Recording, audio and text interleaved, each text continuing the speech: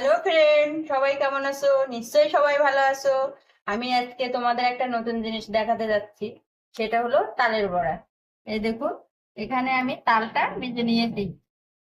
তালটা মেজে তালের শাঁস বের করেছি, এটা তালের শাঁসই বলে।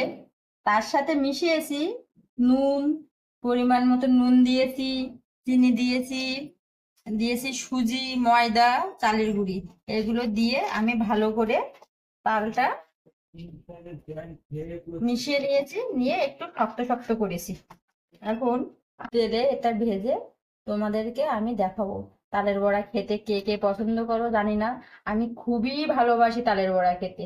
আর আমার মেয়ে এই তালের বড়াটা খাওয়ার জন্য অনেকক্ষণ দিয়ে খুব বলছিল যে ও পড়তে গেছে, পড়ে এসে তালের বড়া খাবে। সেই জন্য ও পড়ে এসে যাতে তালের বড়া খেতে পারে, তার জন্য আমি এটা রেডি করে রেখে দেবো ওকে সারপ্রাইজ। সাথে থাকো বন্ধুরা, দেখুন এখানে একটু ভাজা বাদাম দিয়ে নিচ্ছি। এর ভেতরে একটু ভাজা বাদাম দিলে খুব টেস্টটা খুব ভালো হয়। একটু ভাজা বাদাম দিয়ে এটা মাখিয়ে নিলাম। আচ্ছা করে মেখে মজা করে খেতে হবে। বসা করলে তালের বড়া পিঠে এগুলো খেতে খুবই ভালো লাগে। এই যে দেখুন, কড়াইটা গরম বসিয়েছি। এখানে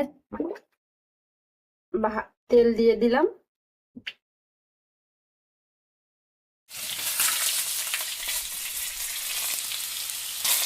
কড়াগুলো একটু কেটে কেটে নিতে হবে, সব জায়গায় দিয়ে দিতে হবে আস্তে আস্তে করে। তেলটা আমার গরম হয়ে গেছে, আমি এখন বড়াটা কেটে কেটে দিচ্ছি।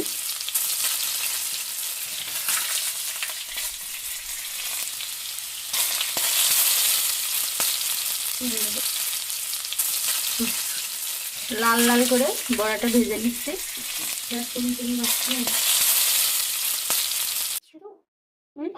বন্ধুরা দেখুন, লাল লাল করে তালের বড়াটা ভাজা হয়েছে।